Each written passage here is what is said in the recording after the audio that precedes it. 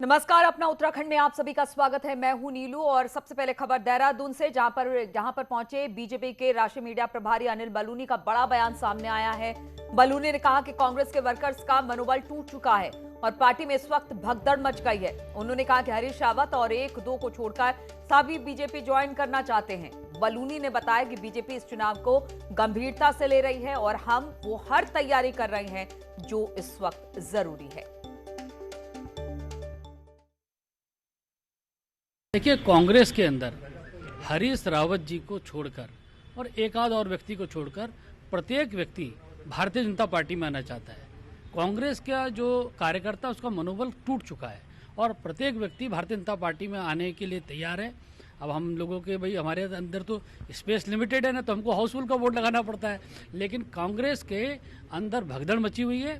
प्रत्येक व्यक्ति भारतीय जनता पार्टी की सदस्यता लेना चाहता है। और इसी पर बातचीत करने के लिए सुनील नव प्रभात देहरादून से हमारे साथ जुड़ गए हैं। सुनील, इससे पहले भी बार बार बीजेपी कहती रही है कि कांग्रेस से बहुत सारे नेता आना चाहते हैं बीजेपी में। अब एक बार फिर से अनिल बलूनी ने इस तरह के बयान दिए हैं, तो एक तरह से साइकोलॉजिकल प्रेशर बनाने की कोशिश कांग्रेस पर 2022 के चुनाव को लेकर।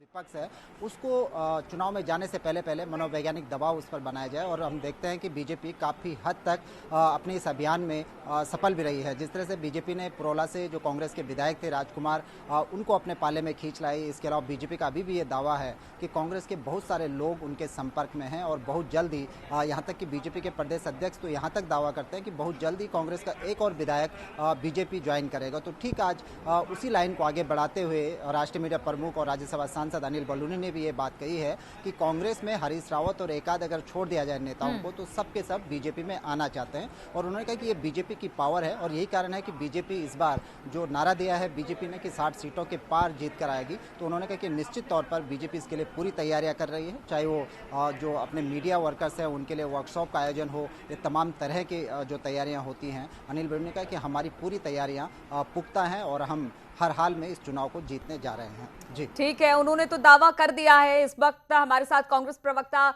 गरिमा दौसानी जी भी मौजूद है।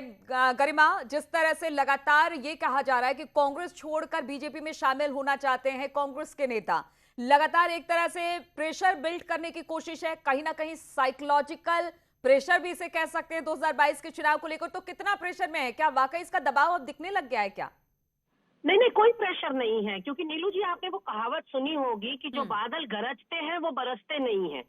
अगर किसी को अपने दल में शामिल कराया जाता है या कोई दल बदल करता है तो कानों कान दूसरे को पता नहीं चलता। आपकी ये सुगबुगाहट या आपका ये डंका बजाना या ढोल बजाना इस बात को परिलक्षित करता है कि आपके संपर्क में कोई नहीं है, और वही आपकी खिसियाहट और खींच भी नजर आ रही है, क्योंकि आप केवल इंटिमिडेट करना चाहते हैं। आप केवल जो है दूसरे दल पर अपना एक तरह से दबाव बनाना चाहते हैं, प्रेशर बनाना चाहते हैं कि आपके लोग हमारे संपर्क में हैं। लेकिन नतीजा सिफर है। जिनको आप ले भी गए उसमें से एक निर्दलीय विधायक था और दूसरा जिसको आप ले गए वो आपके परिवार का यानी सदस्य गरिमा था। जी, आप ये कह रही हैं कि किसी तरह का कोई दबाव नहीं है, बिल्कुल कांग्रेस अब मजबूत है और किसी तरह की कोई टूट नहीं हो रही है इसमें? कि कांग्रेस पार्टी के ऊपर दबाव इसलिए नहीं है क्योंकि इस वक्त जनता का आशीर्वाद कांग्रेस के साथ है, हमारे साथ जन समर्थन है। लोग जिस तरह से आज आहत है भाजपा को देखकर, अनिल बलूनी हो चाहे अजय भट्ट हो चाहे कोई इनका नेता हो, और वो कितनी ही बड़ी बड़ी बातें कर रहा हो या बड़े बड़े कदम उठा रहा हो, अब वो जनता का हृदय परिवर्तन नहीं कर पाएंगे उनके कदम। और ये जो आपको उथल पुथल या कोताही दिखाई पड़ रही है भाजपा के अंदर, चाहे वो जन आशीर्वाद यात्रा हो, चाहे वो सैनिक सम्मान यात्रा हो, चाहे वो इन लोगों के नई नई घोषणाएं जो ये कर रहे नए मुख्यमंत्री हो, चाहे अनिल बलूनी जी का मीडिया की प्रशिक्षण क्लास लेना हो, चाहे उनके विवादास्पद बिल्कुल। तो आप ट्वीट ये करना कहना हो। चाहती है खलबली बीजेपी में है, कांग्रेस में कोई खलबली नहीं है, सब कुछ ठीक है, लेकिन वो तो अभी थोड़ा वक्त और बीते उसके बाद तो सब कुछ पता चल ही जाएगा। बहुत बहुत शुक्रिया आपका गरिमा जी हमारे साथ जुड़ने के लिए। और देहरादून से खबर है, उत्तराखंड बीजेपी की मीडिया वर्कशॉप का आयोजन किया जा रहा है। आज सीएम पुष्कर सिंह धामी ने वर्कशॉप का उद्घाटन किया। वर्कशॉप में मीडिया टीम को जरूरी टिप्स दिए जाएंगे। वहीं पार्टी के राष्ट्रीय मीडिया प्रभारी अनिल बलूनी भी कार्यक्रम में शामिल होने पहुंचे। मीडिया हमारा लोकतंत्र का चौथा स्तंभ है और उसकी बहुत बड़ी भूमिका है। तो सही प्रकार से लोगों के बीच में पार्टी का पक्ष जाए, सरकार का पक्ष जाए, उसके लिए लगातार समय समय पर इस प्रकार की वर्कशॉप होती रहती है और इसमें हमारे राष्ट्रीय नेतृत्व से भी, प्रदेश नेतृत्व से भी और प्रदेश के विभिन्न कोनों से लोग आए हैं जो लगातार इस कार्यशाला में भाग लेंगे और जो पार्टी की नीतियां हैं, सरकार की नीतियां हैं, वो लोगों तक पहुंचाने का काम करेंगे, जन जन तक पहुंचाने का काम करेंगे। और कैबिनेट मंत्री हरक सिंह रावत दिल्ली में गृह मंत्री अमित शाह से मुलाकात कर देहरादून लौट आए। त्रिवेंद्र रावत से विवाद के बाद ये मुलाकात अहम मानी जा रही है और इसके कई मायने भी निकाले जा रहे हैं। वहीं मंत्री हरक सिंह रावत ने शाह से मुलाकात कर कहा कि अमित शाह को सभी बातों की जानकारी है। हरक रावत ने कहा कि मैंने जो कहा था सही कहा था और मैं अपने बयान पर कायम हूं। बता दें कि ढेंचा बीज घोटाले के मामले में बयान को लेकर हरक और त्रिवेंद्र आमने सामने थे। सारी चीज़ें मालूम रहती हैं क्योंकि वो माननीय अमित शाह जी होम मिनिस्टर हैं और इस नाते भी और पार्टी के बहुत वरिष्ठ नेता हैं, इस नाते भी बहुत सारी चीज़ें उनको सारी मालूम रहती हैं और मैं इस विषय पर बहुत बातचीत नहीं करना चाहता क्योंकि मैंने जो बात आपके चैनल में इंटरव्यू के समय कही थी वो मैंने सकारात्मक तरीके से कही थी। और इसी पर बातचीत करने के लिए दीपांकर इस वक्त हमारे साथ जुड़ गए। दीपांकर, हरक क्या बताना चाहते हैं कि सब कुछ ठीक है, किसी तरह कोई दिक्कत नहीं है? बिल्कुल, जिस तरह से दोनों नेताओं के बीच विवाद हुआ, हरक सिंह ने बयान दिया ढेंचा बीच को लेकर, अब वो अमित शाह से मिलकर आए जो गृह मंत्री है। माना जाता है कि अमित शाह पूरी पॉलिटिक्स को कैलकुलेट करते हैं, सब चीजों पर नजर बनाए रखते हैं और यही बात हरक सिंह रावत ने भी मानी कि अमित शाह के पास पूरी जानकारियां हैं कि क्या कुछ यहाँ पार्टी में चल रहा है और क्या कुछ यहाँ जो बाकी डिपार्टमेंट्स के वर्ग है उसमें क्या कुछ चल रहा है। तो हरक सिंह ने कहना कि मैं इस विवाद पर अब कुछ ज्यादा नहीं कहना चाहता, लेकिन हाँ, जो बयान मैंने दिया मैं उस पर आज भी कायम हूँ। मैंने जो बात कही वो सही कही और मुझे उस बात को पॉजिटिव मैनर में लिया जाना चाहिए। लेकिन हाँ, ये बात जरूर है कि हरक सिंह के तेवर थोड़े नरम जरूर पड़े आप अमित शाह से मिलने के बाद। बिल्कुल, बहुत बहुत शुक्रिया आपका दीपांकर हमारे साथ जुड़ने के लिए। और नैनीताल से बड़ी खबर आ रही है। नैनीताल पालिका के सभासदों ने इस्तीफा दे दिया है। कमिश्नर के जरिए सभी ने सरकार को इस्तीफा भेज दिया है। बताया जा रहा है कि सभी सभासद अधिकारियों की कार्यप्रणाली से नाराज हैं। बीजेपी सभासदों ने अपनी सरकार पर काम नहीं होने का आरोप भी लगाया है। तो नैनीताल के सभी सभासदों ने कमिश्नर के जरिए अपना इस्तीफा भेज दिया है। बातचीत करने के लिए वीरेंद्र बिष्ट इस वक्त हमारे साथ जुड़ गए। वीरेंद्र, क्या वजह है, किस तरह से एक साथ पालिका के सभासदों ने इस्तीफा दिया? देखिए नीलू, पहले ये समझना होगा कि जो नैनीताल नगर पालिका है वहां पर 13 वार्ड हैं और 13 सभासद है और कुछ जो नामित सभासद हैं उन्होंने एक साथ आज इस्तीफा कमिश्नर के माध्यम से राज्य सरकार को भेजा है और उनका साफ तौर पर यह आरोप है कि जिस तरह से पिछले दिनों वो लगातार इस बात को शिकायत उठाते रहे हैं कि जो उनकी सुनवाई है वो अधिकारी, जो सरकार के अधिकारी हैं वो खुद नहीं कर रहे हैं। और इसके अलावा जो तमाम चाहे वो पालिका में जिस तरह से दुकानों का आवंटन हो रहा है या फिर जो फड़ लगाए जा रहे हैं तो उनमें कई भ्रष्टाचार के मामले हैं और इन बातों को वो लगातार उठाते रहे हैं। उनकी कहीं भी सुनवाई नहीं हो रही है।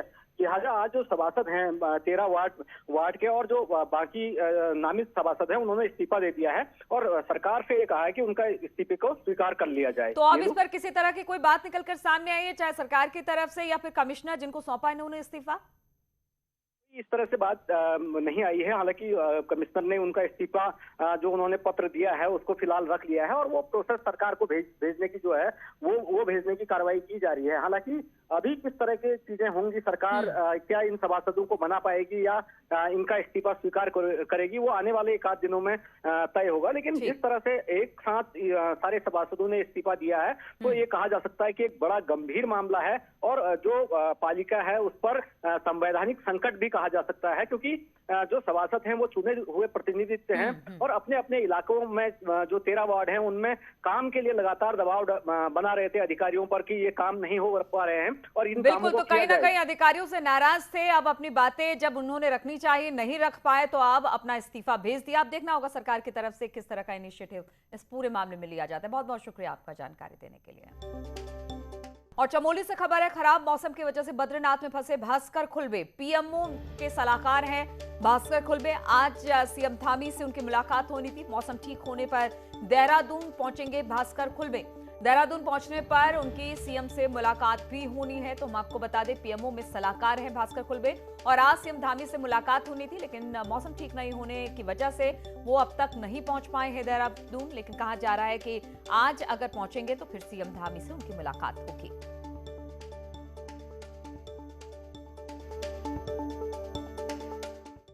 और भारतीय सेना ने स्वर्णिम विजय वर्ष की स्मृति में सतोपंथ चोटी पर सफलतापूर्वक आरोहण किया। और वहीं इस दौरान आर्मी जवानों को यहां पर एक पर्वतारोही के शव का अवशेष भी मिला, जिसे कि इस दल द्वारा विपरीत परिस्थितियों के बावजूद गंगोत्री तक लाया गया और पुलिस को सौंप दिया गया।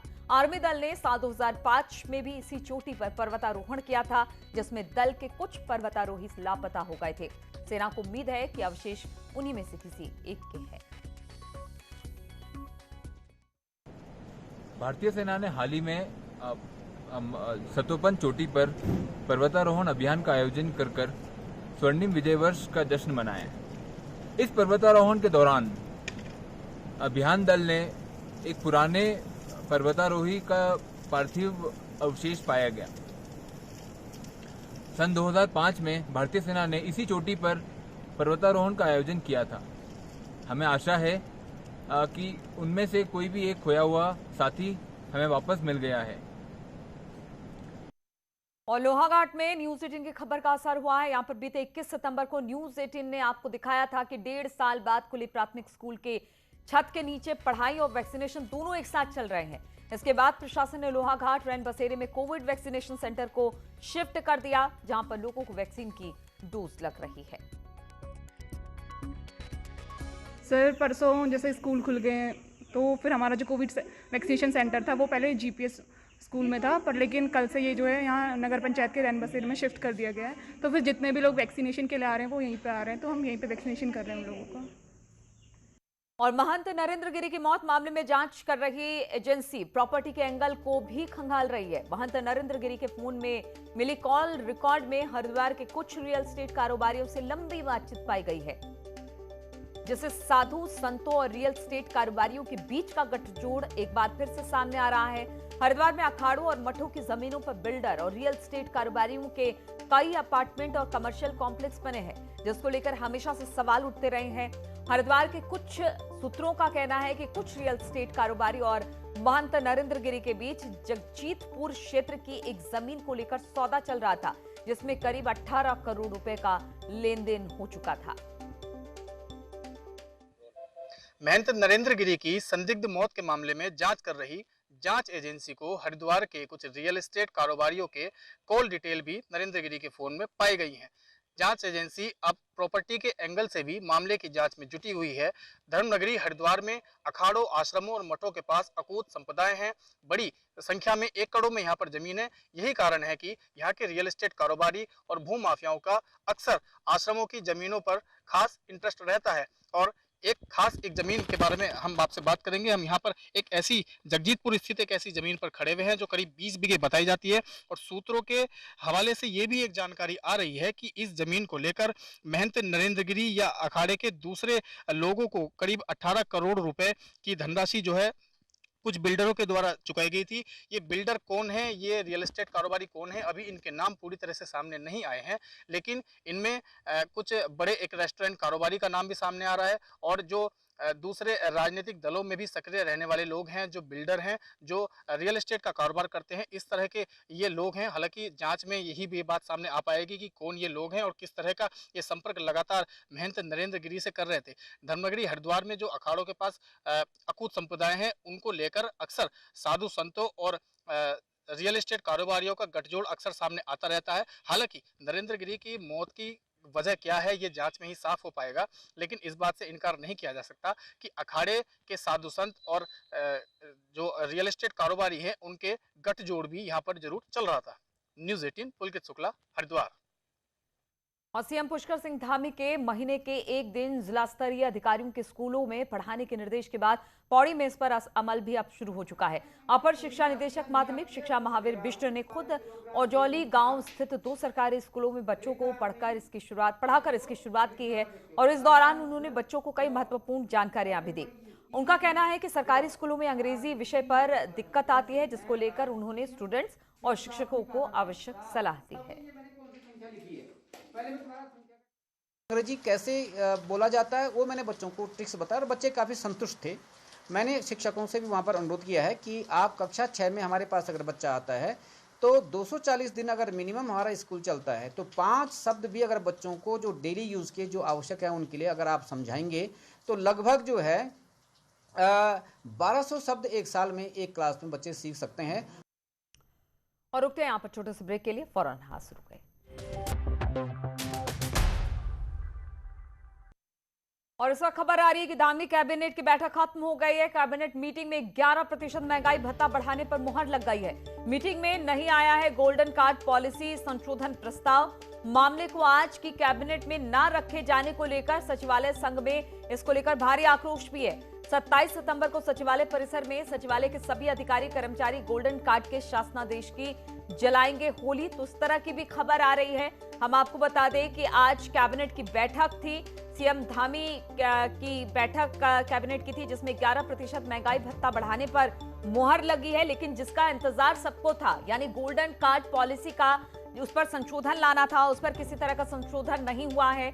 मामले में आज की कैबिनेट में से रखा नहीं गया, जिसकी वजह से अब संघ में, सचिवालय संघ में भारी आक्रोश है। 27 सितंबर को सचिवालय परिसर में सचिवालय के सभी अधिकारी कर्मचारी गोल्डन कार्ड के शासनादेश की जलाएंगे होली, क्योंकि इससे पहले हमने देखा था कि जो वहां के तमाम लोग थे, कर्मचारी थे, वो बैठे हुए थे धरने पर। और अब ये कहा जा रहा है कि जब ऐसा नहीं हुआ है, यानी कर्मचारी गोल्डन कार्ड के शासनादेश जारी होने की बात कर रहे थे लेकिन ऐसा नहीं हो पाया, तो अब इसकी होली जलाएंगे कर्मचारी।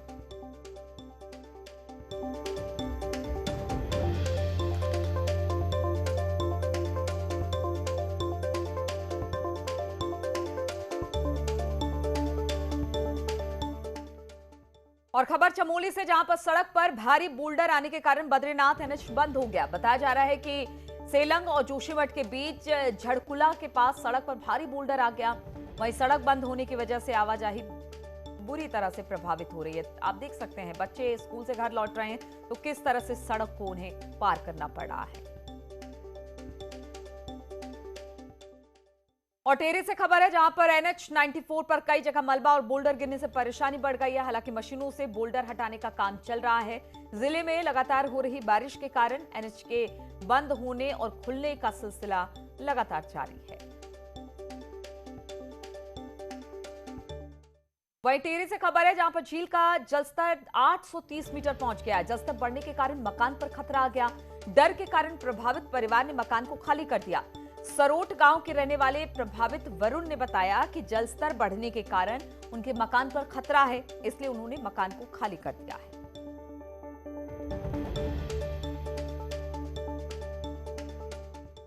और खबर नैनीताल से, जहां पर वित्तीय और प्रशासनिक अधिकारियों के लिए क्षेत्र पंचायत सदस्यों के चुनाव से पहले आंदोलन की चेतावनी दी है। मंत्री से लेकर मुख्यमंत्री के सामने अपनी मांग रखने के बाद बीटीसी संगठन ने कहा कि उनको अगर हक नहीं दिया गया तो आंदोलन के अलावा कोई रास्ता नहीं बचता। क्षेत्र पंचायत सदस्यों ने कहा कि उनके पास अधिकार नहीं है। संगठन ने मांग उठाई कि जिला पंचायत और ग्राम पंचायत की तरह उनको भी अधिकारी दिए जाए ताकि अपने क्षेत्रों में विकास के काम कर सके। हालांकि सरकार ने भरोसा दिया है कि जल्द मांगों पर विचार किया जाएगा। हम चाहते हैं कि इनको कुछ ऐसे अधिकार मिले और ये सरकार को सुझाव भी दे रहे हैं कि ये ऐसे सुझाव दे रहे हैं कि जिससे कि वित्तीय बोझ भी नहीं पड़ेगा। इसी तरह से हम अगर प्रमुखों को भी अगर ये प्रमुखों की निधि बना दें, अगर हमारी मांग शीघ्र से शीघ्र नहीं मानी जाए, 2 दिन के अंदर, हमने माननीय मुख्यमंत्री जी को भी कहा, तो फिर हम इसमें जो भी हमसे होगा, हमारे बीटीसी संगठन जो निर्णय लेगा, हम उग्र आंदोलन करेंगे, धरने पर बैठेंगे, जो न्याय उचित होगा वो कार्य हम करेंगे। वर्तमान में माननीय मुख्यमंत्री जी ने कई सकारात्मक फैसले लिए हैं और जो हमारे क्षेत्र पंचायत सदस्यों की जो उनकी मांगें हैं उस पर भी निश्चित रूप से सरकार विचार कर रही है। तो इन तमाम खबरों के साथ इस बुलेटिन में फिलहाल इतना ही। रुकेंगे छोटे से ब्रेक के लिए, लेकिन ब्रेक के बाद भी लगातार खबरों का सिलसिला यहां जारी है।